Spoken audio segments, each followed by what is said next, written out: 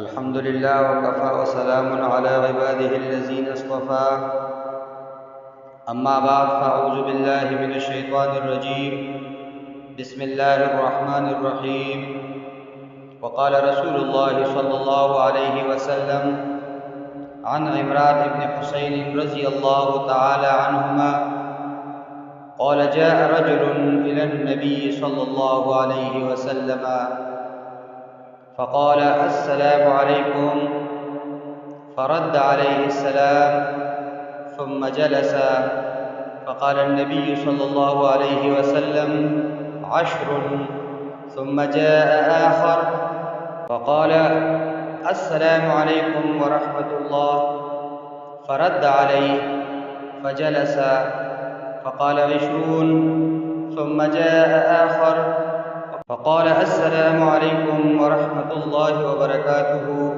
فرد عليه فجلس فقال 30 أو كما قال على النبي صلى الله عليه وسلم إن الله وملائكته يصلون على النبي يا أيها الذين آمنوا صلوا عليه وسلموا تسليما اللهم صل وسلم دائما أبدا على حبیبک خیر الخلق کلہم۔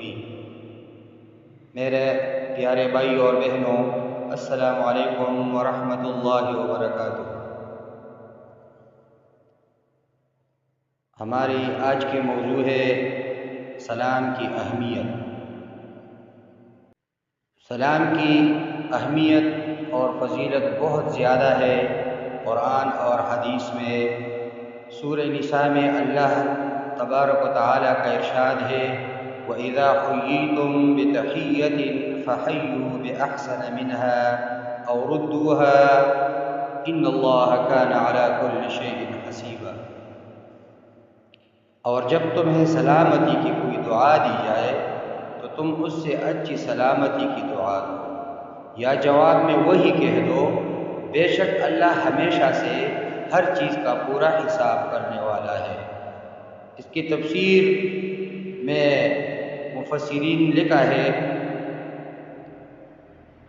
اور اس کا ایک مصداق یہ بھی ہے جو آیت کی صریح الفاظ سے واضح ہو رہا ہے کہ جب کوئی شخص تمہیں سلام کہے تو اسے اس سے بہتر الفاظ میں جواب دو۔ تحیہ حیات میں سے باب تفعیل کا مصدر ہے، زندگی کی یا سلامتی کی دعا دینا مراد سلام ہے۔ بہتر جواب دینے کی تفسیر حدیث میں اس طرح آئی ہے کہ السلام علیکم کے جواب میں ورحمۃ اللہ کا اضافہ اور السلام علیکم ورحمۃ اللہ کے جواب میں وبرکاتہ کا اضافہ کر دیا جائے۔ لیکن اگر کوئی شخص یہ سارے الفاظ بول دے تو انہی کے ساتھ جواب دیا جائے۔ ومغفرتہ یا ورضوانہ وغیرہ کا اضافہ صحیح حدیث سے ثابت نہیں ہے۔ ہر لفظ کے اضافے کے ساتھ 10 نیکیاں زیادہ ہوتی جائے گی۔ گویا کوئی شخص جتنا سلام کہے اتنا جواب دینا فرض ہے، زائد جواب دینا مستحب ہے۔ ایک حدیث میں روایت ہے عن ابی امامہ رضی اللہ تعالی عنہما قال قیل یا رسول اللہ الرجلان یلتقیان ایہما یبدأ بالسلام فقال اولاہما باللہ۔ حضرت ابو امامہ رضی اللہ تعالی عنہ کہتے ہیں کہ پوچھا گیا اللہ کے رسول صلی اللہ علیہ وسلم جب دو آدمی آپس میں ملے تو سلام کرنے میں پہل کون کرے؟ آپ صلی اللہ علیہ وسلم نے فرمایا ان دونوں میں سے جو اللہ کے زیادہ قریب ہے۔ اس حدیث سے ثابت ہوا کہ سلام میں پہل کرنا افضل ہے۔ اس حدیث کا ترجمہ سنیے۔ حضرت عمران ابن حسین رضی اللہ تعالی عنہ سے روایت ہے ایک شخص نے نبی کریم صلی اللہ علیہ وسلم کی خدمت میں آیا اور کہا السلام علیکم، صرف السلام علیکم الفاظ کہے۔ آپ صلی اللہ علیہ وسلم نے اس کے سلام کا جواب دیا اور وہ بیٹھ گیا۔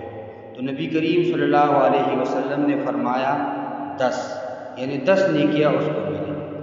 پھر دوسرا آدمی آیا اور اس نے کہا السلام علیکم ورحمۃ اللہ، ورحمۃ اللہ کا لفظ اس سے زیادہ کیا۔ آپ صلی اللہ علیہ وسلم نے اس کو جواب دیا اور وہ بیٹھ گیا، تو آپ صلی اللہ علیہ وسلم نے فرمایا 20، یعنی اس کو 20 نیکیاں ملی۔ پھر ایک اور آیا تو اس نے کہا السلام علیکم ورحمۃ اللہ وبرکاتہ، آپ صلی اللہ علیہ وسلم نے اس کا جواب عنایت فرمایا اور وہ بیٹھ گیا، تو آپ صلی اللہ علیہ وسلم نے فرمایا 30، یعنی اس کو 30 نیکیاں مل گئی۔ یعنی ہر لفظ پر 10 نیکیاں ملتی ہیں۔ جنہوں نے صرف السلام علیکم کہی تو اس کو 10 نیکیاں ملتی ہیں، اور السلام علیکم ورحمۃ اللہ پر 20 نیکیاں ملتی ہیں۔ 10 نیکیاں ورحمۃ اللہ کی ہے اور 10 نیکیاں وبرکاتہ کی ہے۔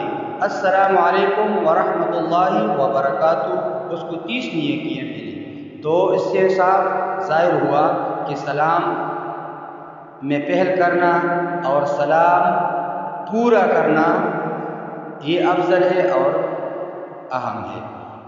دوبارہ سنیے ترجمہ۔ حضرت عمران ابن حسین رضی اللہ تعالیٰ عنہ سے روایت ہے، ایک شخص نبی کریم صلی اللہ علیہ وسلم کی خدمت میں آیا اور کہا السلام علیکم۔ آپ صلی اللہ علیہ وسلم نے اس کے سلام کا جواب دیا اور وہ بیٹھ گیا، تو نبی کریم صلی اللہ علیہ وسلم نے فرمایا 10۔ پھر دوسرا آدمی آیا اور اس نے کہا السلام علیکم ورحمۃ اللہ۔ آپ صلی اللہ علیہ وسلم نے اس کو جواب دیا اور وہ بیٹھ گیا، تو آپ صلی اللہ علیہ وسلم نے فرمایا 20۔ پھر ایک اور آیا تو اس نے کہا السلام علیکم ورحمۃ اللہ وبرکاتہ۔ آپ صلی اللہ علیہ وسلم نے اس کا جواب عنایت فرمایا اور وہ بیٹھ گیا، تو آپ صلی اللہ علیہ وسلم نے فرمایا 30۔ اقول قولی ھذا استغفر اللہ لی ولکم ولسائر المسلمین۔